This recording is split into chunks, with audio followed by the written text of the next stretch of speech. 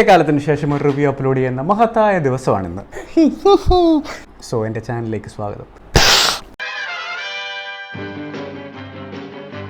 നമ്മുടെ അവസാനത്തെ video upload ചെയ്തത് 3 മാസം മുന്നെയാണ്. അപ്പോൾ നല്ല ഉഴപ്പായിരുന്നു.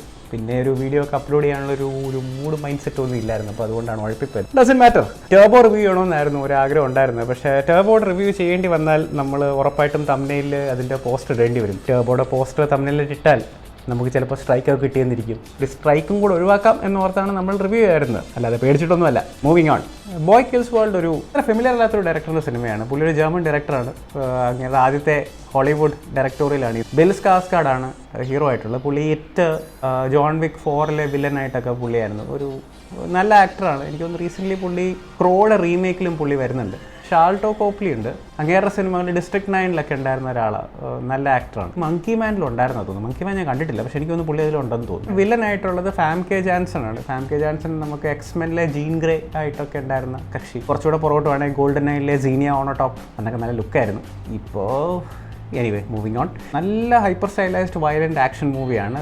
ത്രൂ ആൻഡ് ത്രൂ ആക്ഷനാണ്. ഡെഫും മ്യൂട്ടും ആയിട്ടുള്ള ഒരു കൊച്ച് പുള്ളിയുടെ അമ്മയും പെങ്ങളെയും ഒരു ഡിക്റ്റേറ്റർ, അതാണ് നമ്മുടെ വില്ലൻ ഫാംകെ ജാൻസന്റെ ക്യാരക്ടർ, കൊല്ലുന്നു. പിന്നെ റിവെഞ്ച് എടുക്കാനായിട്ട് പുള്ളി ഒരാൾ ട്രെയിൻ ചെയ്യുന്നു. നമ്മുടെ കരാട്ടെ കിഡൊക്കെ പോലെ പുള്ളി ഒരാൾ ട്രെയിൻ ചെയ്യുന്ന ആളായിട്ട് വന്നത് നമുക്ക് വേറെ ഫെമിലിയർ ആയിട്ടുള്ള വേറൊരു അടിപൊളി ചേട്ടറാണ്.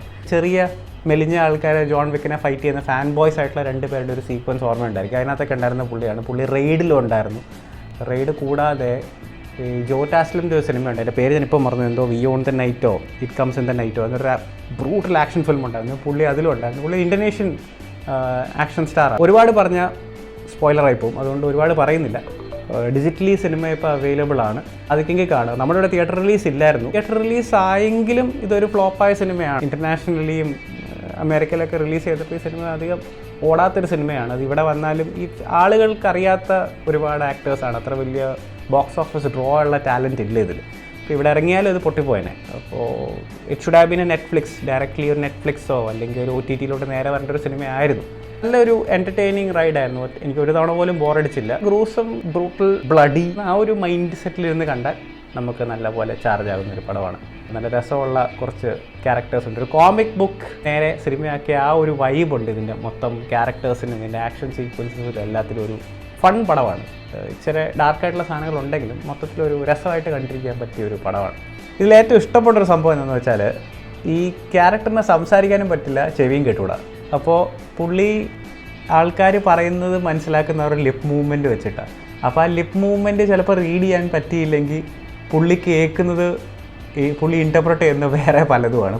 പലപ്പോഴും ഗിബ്രിഷൊക്കെയാണ്. ഈ കഥ ഫുൾ നറേറ്റ് ചെയ്യുന്നത് പുള്ളിയുടെ തന്നെ മൈൻഡിലെ തോട്ട്സാണ് നമ്മൾ കേൾക്കുന്നത്. പക്ഷെ അത് കേൾക്കുന്നത് മുഴുവൻ പുള്ളി കൊച്ചായിരുന്നപ്പോൾ ഒരു വീഡിയോ ഗെയിം ആർക്കേഡിൽ പോയി കളിക്കുമ്പോൾ അവിടുത്തെ നറേഷൻ ഉണ്ടല്ലോ, ആ ഒരു ഗെയിമിൻ്റെ ഇപ്പോൾ യു വൺ, യു ലോസ്റ്റ്, അല്ലെങ്കിൽ നെക്സ്റ്റ് റൈവൽ എന്നൊക്കെ പറഞ്ഞുള്ള ഒരു വോയിസ് ഓവർ ചെയ്തിരുന്ന ഒരാളുടെ ആ ഒരു ടൈപ്പ് ഒരു ചാർജ്ഡ് അപ്പ് ആയിട്ടുള്ള വോയിസാണ് ഈ ക്യാരക്ടറിന് കൊടുത്തിരിക്കുന്നത്. അതായത് പുള്ള മൈൻഡിലെ തോട്ട്സ് പറയുമ്പോഴാണ് ആ വോയിസ്. ആ സിനിമ കണ്ടാലാണ് ആ ഫീല് കറക്റ്റ് കിട്ടത്തുള്ളൂ. അത് പറഞ്ഞ് നമുക്ക് പിടിപ്പിക്കാൻ കുറച്ച് പാടാം. എന്തെങ്കിലും ഗൺസ് അക്കിമ്പോൾ അല്ലെങ്കിൽ പോളാർ ആ ഒരു ടൈപ്പ് സിനിമകളൊക്കെ ഇഷ്ടമുള്ളതാണെങ്കിൽ, പോളാർ കുറച്ചുകൂടെ സീരിയസ് ആണ്, പക്ഷേ dark comedy with lots of brutal action ഇഷ്ടമാണെങ്കിൽ എനിക്ക് നല്ലപോലെ റെസനേറ്റ് ആയി. എനിക്കിത് ഭയങ്കര ഇഷ്ടപ്പെട്ടു. So until next time,